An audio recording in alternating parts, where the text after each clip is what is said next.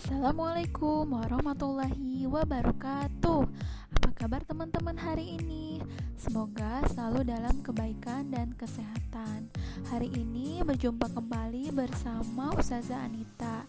Kita akan membahas tematik tema 2 muatan PPKN tentang kewajiban dan hak sebagai warga masyarakat.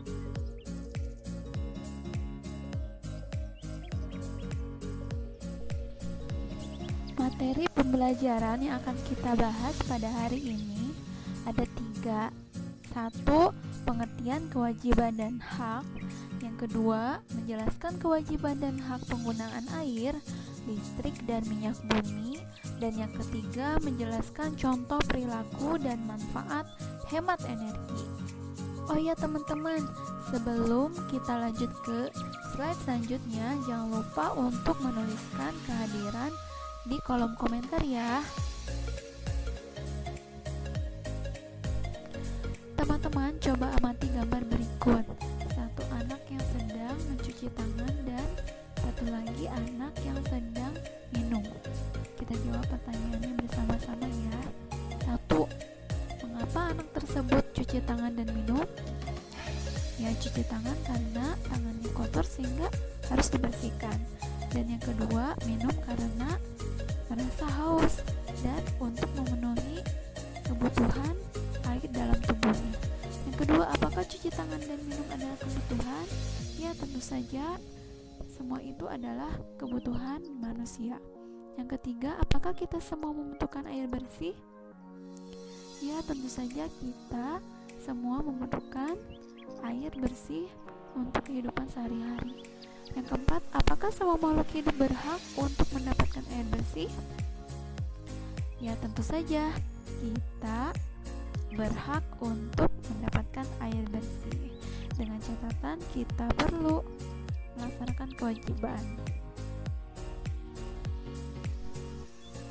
Setiap warga negara memiliki hak untuk mendapat air bersih. Namun, kita memiliki kewajiban menjaga dan melestarikan sumber air bersih. Jika kewajiban tidak dilaksanakan, persediaan air bersih akan berkurang. Berbagai kegiatan manusia memerlukan air bersih. Air sangat penting bagi kehidupan. Baik, berkaitan dengan hak dan kewajiban yang tadi kita bahas, tahukah kamu pengertian hak dan kewajiban? Apa saja hak-hak yang kamu miliki? Apa saja kewajiban yang harus kamu lakukan sebagai anggota masyarakat? Mari kita belajar lebih lanjut. Pengertian hak dan kewajiban. Hak merupakan sesuatu yang harus dimiliki juga didapatkan setiap orang. Hak juga dapat diartikan sesuatu yang benar menjadi milik kita dan tergantung pada diri kita sendiri. Kewajiban merupakan sesuatu yang wajib dan harus dilaksanakan oleh setiap orang atau sekelompok orang dengan penuh tanggung jawab. Teman-teman, hak dan kewajiban merupakan hal yang berkaitan dan memiliki peran penting. Maka dari itu, hak dan kewajiban sesuatu yang mutlak kita miliki dan lakukan dengan penuh rasa tanggung jawab. Kita tidak akan mendapatkan hak sebelum kita melaksanakan kewajiban itu sendiri.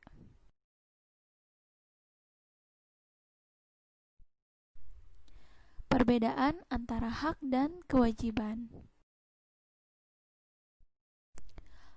Pada umumnya, kewajiban jika tidak dilaksanakan akan dikenai sanksi atau hukuman, bisa sanksi sosial atau dalam perkara. Kemudian, untuk hak apabila tidak dilaksanakan, tidak dikenai sanksi. Contoh hak dan kewajiban berkaitan dengan penggunaan air bersih. Adapun contoh hak penggunaan air bersih diantaranya 1.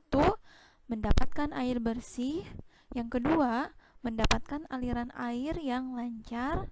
Yang ketiga, mendapatkan air untuk dimanfaatkan dalam kebutuhan sehari-hari seperti mandi, makan, minum, memasak, dan mencuci. Kemudian ada pula contoh kewajiban penggunaan air bersih, yaitu satu, menutup keran air jika penuh atau tidak digunakan. Jadi tidak dibiarkan terbuka begitu saja ya. Yang kedua, membersihkan sungai atau selokan agar selalu bersih dan bebas dari sampah.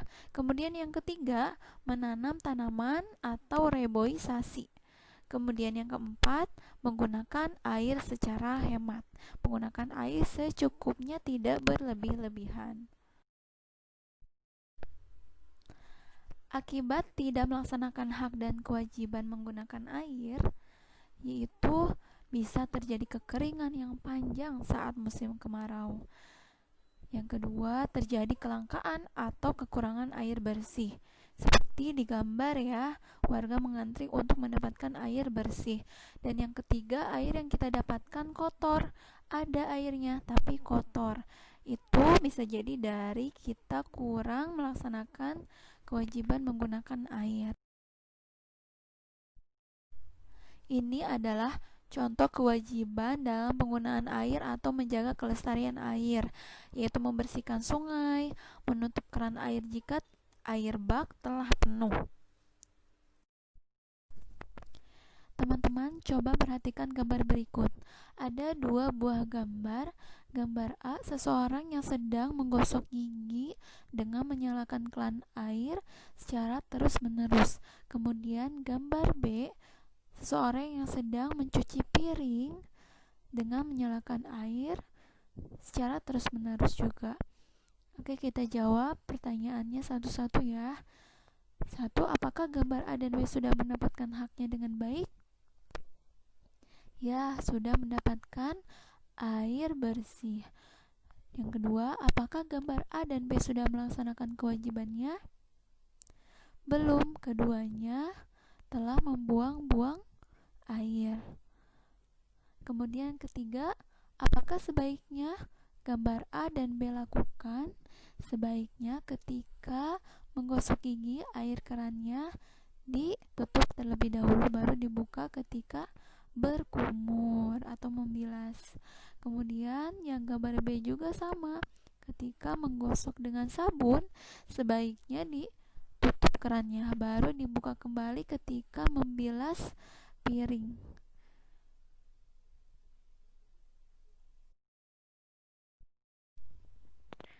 Selanjutnya, contoh hak dan kewajiban penggunaan listrik. Teman-teman, coba amati gambar berikut.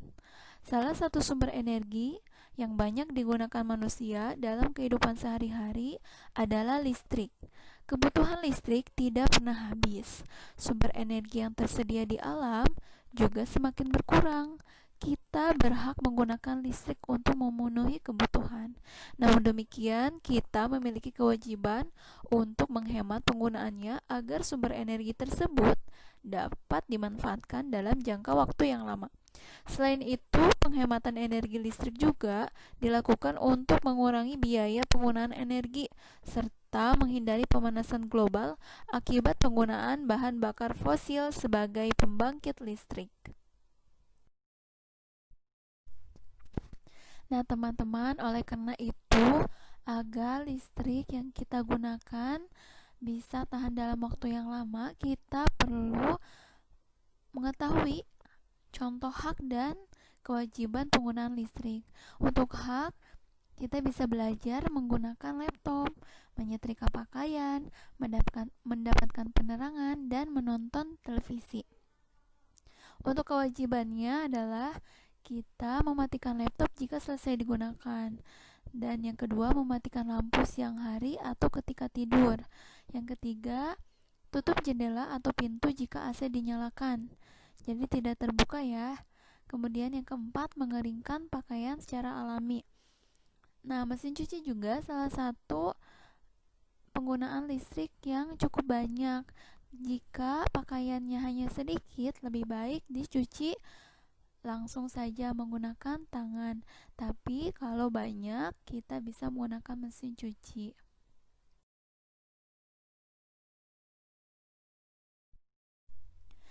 Teman-teman, coba perhatikan gambar berikut. Gambar A ada seorang anak yang sedang tertidur dengan kondisi televisi menyala dan laptop menyala. Dan gambar B ada sekeluarga sedang menonton televisi bersama. Coba kita jawab bersama pertanyaannya, apakah kita berhak menyalakan televisi? Tentu saja berhak. Yang kedua, apa yang terjadi jika TV menyala tapi tidak ada yang menonton? Maka yang terjadi adalah kita telah membuang energi listrik secara percuma. Kemudian yang ketiga, apa yang perlu diperbaiki dari gambar A? Yaitu mematikan televisi atau elektronik yang kita gunakan terlebih dahulu, ya. Dimatikan dulu sebelum kita tidur. Dan yang keempat, apa manfaat kita menonton televisi bersama-sama dari gambar B? Ya, kita telah menghemat energi listrik.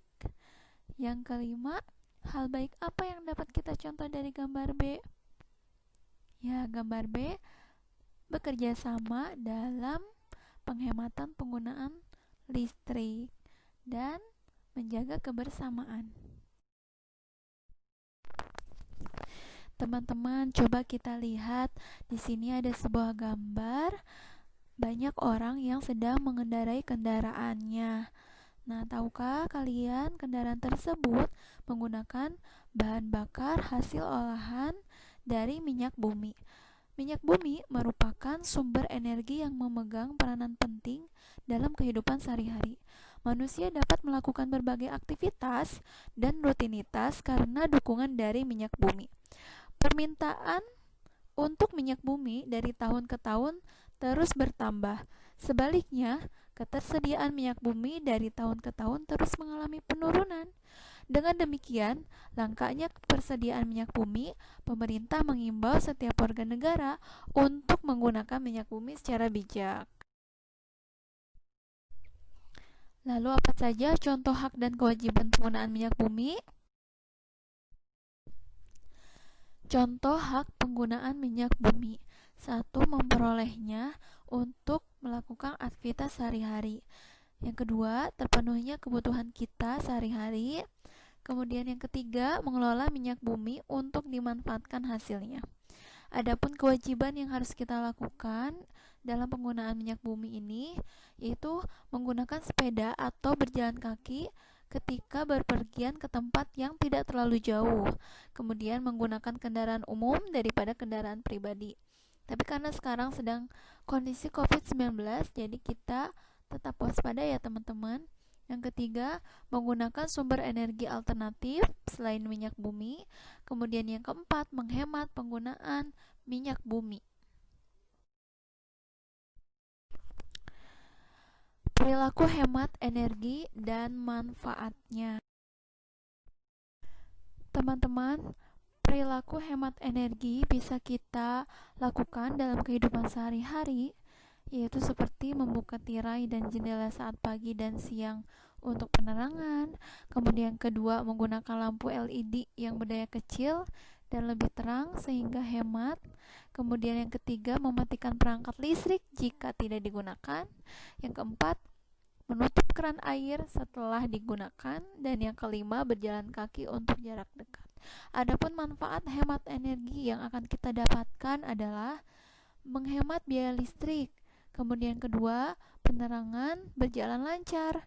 Yang ketiga, memeratakan penggunaan listrik.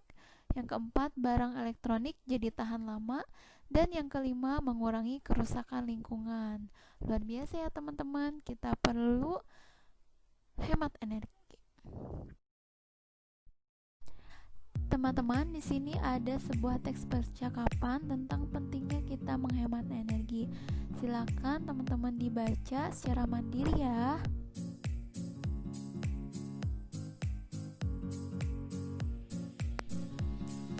Teman-teman, perlu kita ketahui agar dampak negatif dari pemanasan global dan untuk menjaga kelestarian sumber daya alam, kita tidak bisa sendirian. Kita harus melakukannya secara bersama-sama. Oleh karena itu, kita perlu mengajak teman-teman yang lain, keluarga, saudara, tetangga untuk sama-sama menghemat energi. Nah, salah satu contoh ajakannya berupa poster. Nah, ini ada contoh poster hemat energi.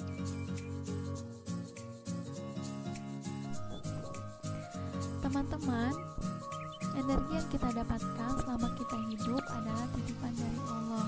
Oleh karena itu, kita perlu menjaga dengan sebaik-baiknya.